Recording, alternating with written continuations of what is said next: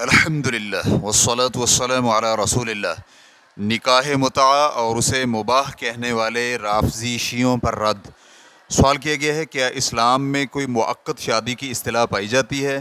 میرے ایک دوست نے پروفیسر ابوالقاسم جارجی کی کتاب پڑھی اور اس سے بہت ہی متاثر ہوئے اور کہنے لگے کہ اگر وہ شادی کرنا چاہتا ہے تو ان دونوں پر کوئی حرج نہیں کہ متع کر لیں۔ اسلام میں مؤقت شادی کے لیے ایک شرعی اصطلاح ہے۔ مؤقت شادی کی تعریف یہ ہے کہ جب کسی کو پسند لگے تو اس کے لیے اس میں کوئی حرج نہیں کہ وہ تھوڑی مدت کے لیے شادی کر لے۔ تو کیا یہ ممکن ہے کہ آپ مجھے متع کے بارے میں مزید معلومات دیں اور اس سوچ اور فکر پر کس فرقے اور گروپ کا ایمان ہے؟ گزارش ہے کہ قرآن و حدیث کے دلائل کے ساتھ وضاحت کریں۔ الجواب بعون اللہ سبحانہ وتعالی۔ متع یا مؤقت شادی یہ ہے کہ کوئی شخص کسی عورت سے کچھ معین وقت کے لیے کچھ مال کے عوض شادی کر لے۔ شادی میں اصل تو یہ ہے کہ اس میں استمرار اور ہمیشگی ہو، اور مؤقت شادی یعنی متع شروع اسلام میں مباح تھی لیکن بعد میں اسے حرام کر دیا گیا اور قیامت تک کے لیے یہ حرام ہی رہے گا۔ علی رضی اللہ عنہ بیان کرتے ہیں کہ رسول اکرم صلی اللہ علیہ وآلہ وسلم نے نکاح متع اور گھریلو گدھے کے گوشت کو خیبر کے دور میں منع فرمایا تھا، اور ایک روایت میں ہے کہ نبی علیہ الصلوۃ والسلام نے جنگ خیبر کے روز عورتوں سے متع کرنے اور گھریلو گدھے کے گوشت سے روک دیا تھا۔ صحیح بخاری حدیث نمبر 3979، صحیح مسلم حدیث نمبر 1407۔ اور ربیع بن صبرہ الجہنی رحمہ اللہ بیان کرتے ہیں کہ ان کے والد نے انہیں حدیث بیان کی کہ وہ رسول اکرم صلی اللہ علیہ وآلہ وسلم کے ساتھ تھے تو آپ صلی اللہ علیہ وآلہ وسلم نے فرمایا، اے لوگو، میں نے تمہیں عورتوں سے متع کرنے کی اجازت دی تھی اور اب اللہ تعالیٰ نے اسے قیامت تک کے لیے حرام کر دیا ہے۔ اب جس کے بھی پاس ان میں سے کچھ ہو وہ انہیں چھوڑ دے، اور جو کچھ تم انہیں دے چکے ہو اس میں سے کچھ بھی واپس نہ لو۔ صحیح مسلم حدیث نمبر 1407۔ اللہ سبحانہ و تعالیٰ نے تو شادی کو اپنی نشانی قرار دیا ہے جو غور و فکر اور تدبر کی دعوت دیتی ہے، اور اللہ تعالیٰ نے خاوند اور بیوی کے مابین مودت و محبت اور رحمت پیدا کی ہے، اور خاوند کے لیے بیوی کو سکون والی بنایا اور اولاد پیدا کرنے کی رغبت پیدا کی ہے، اور اسی طرح عورت کے لیے عدت اور وراثت بھی مقرر فرمائی ہے۔ لیکن یہ سب کچھ اس حرام متع میں نہیں پایا جاتا۔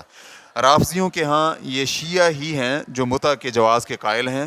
متع کی جانے والی عورت نہ تو بیوی ہے اور نہ ہی لونڈی، اور اللہ تعالیٰ کا فرمان تو یہ ہے والذین هم لفروجهم حافظون الا علی ازواجهم او ما ملکت ایمانهم فانہم غیر ملومین فمن ابتغى وراء ذلك فاولئک هم العادون۔ اور جو لوگ اپنی شرمگاہوں کی حفاظت کرنے والے ہیں سوائے اپنی بیویوں اور لونڈیوں کے، یقیناً یہ ان میں سے نہیں ہیں جن کو ملامت کی گئی ہے۔ جو اس کے علاوہ کچھ اور چاہیں وہی حد سے تجاوز کرنے والے ہیں۔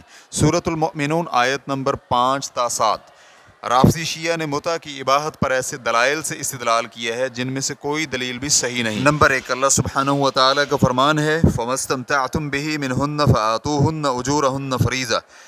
اس لیے جن سے تم فائدہ اٹھاؤ ان کا مقرر کیا ہوا مہر دے دو۔ سورۃ النساء آیت نمبر 24۔ ان کا کہنا ہے کہ اس آیت میں متع کے مباح ہونے کی دلیل ہے، اور اللہ تعالیٰ کے فرمان ان کے مہر کو اللہ تعالیٰ کے فرمان استمتعتم سے متع مراد لینے کا قرینہ بنایا ہے کہ یہاں سے مراد متع ہے۔ رافضیوں پر رد۔ اس کا رد یہ ہے کہ اللہ سبحانہ و تعالیٰ نے اس سے قبل آیت میں یہ ذکر کیا ہے کہ مرد پر کون سی عورتوں سے نکاح کرنا حرام ہے، اور اس آیت میں مرد کے نکاح کے لیے حلال عورتوں کا ذکر کیا اور شادی شدہ عورت کو اس کا مہر دینے کا حکم دیا ہے، اور اللہ سبحانہ و تعالیٰ نے شادی کی لذت کو یہاں پر استمتاع سے تعبیر کیا ہے، اور حدیث شریف میں بھی اس طرح وارد ہے۔ ابو ہریرہ رضی اللہ عنہ بیان کرتے ہیں کہ رسول اکرم صلی اللہ علیہ وآلہ وسلم نے فرمایا، عورت پسلی کی مانند ہے، اگر اسے سیدھا کرنے کی کوشش کرو گے تو توڑ بیٹھو گے، اور اگر اس سے فائدہ لینے کی کوشش کرو گے تو فائدہ اٹھاؤ گے، اور اس میں کچھ ٹیڑھا پن ہے۔ صحیح بخاری حدیث نمبر 4889، صحیح مسلم حدیث نمبر 1468۔ اوپر والی آیت میں اللہ سبحانہ و تعالیٰ نے مہر کو اجرت سے تعبیر کیا ہے، یہاں سے وہ مال مراد نہیں جو متع کرنے والا متع کی جانے والی عورت کو عقد متع میں دیتا ہے۔ کتاب اللہ میں ایک اور جگہ بھی مہر کو اجرت کہا گیا ہے۔ اللہ سبحانہ و تعالیٰ کا فرمان ہے یا ایھا النبی انا احللنا لک ازواجک اللاتی آتیت اجورہن۔ اے نبی صلی اللہ علیہ وآلہ وسلم، ہم نے تیرے لیے تیری وہ بیویاں حلال کر دی ہیں جنہیں تو ان کے مہر دے چکا ہے۔ سورۃ الاحزاب آیت نمبر 50۔ تو یہاں پر اللہ تعالیٰ نے آتیت اجورہن کے الفاظ بولے ہیں جن سے یہ ثابت ہوا کہ شیعہ جس آیت سے متع کا استدلال کر رہے ہیں اس میں متع کی اباحت کی نہ تو کوئی دلیل ہے اور نہ ہی کوئی قرینہ ہی پایا جاتا ہے۔ اور اگر بالفرض ہم یہ کہیں کہ آیت اباحت متع پر دلالت کرتی ہے تو ہم یہ کہیں گے کہ یہ آیت منسوخ ہے، جس کا ثبوت سنت صحیحہ میں موجود ہے کہ قیامت تک کے لیے متع حرام کر دیا گیا ہے۔ نمبر 2، ان کی دوسری دلیل یہ ہے کہ بعض صحابہ اکرام سے اس کے جائز ہونے کی روایت ملتی ہے، اور خاص کر ابن عباس رضی اللہ عنہما سے۔ اس کا رد یہ ہے کہ رافضی شیعہ اپنی خواہشات پر چلتے ہیں اور ان میں اتباع ہوا ہے، وہ تو سب صحابہ اکرام کو نعوذ باللہ کافر قرار دیتے ہیں، اور پھر آپ دیکھیں کہ ان کے افعال سے استدلال بھی کرتے ہیں، جیسا کہ یہاں اور اس کے علاوہ بھی کئی ایک مواقع پر کیا ہے۔ اور جن سے متع کے جواز کا قول ملتا ہے انہیں تحریم متع کی نص نہیں پہنچی، اس لیے انہوں نے جواز کا قول کہا۔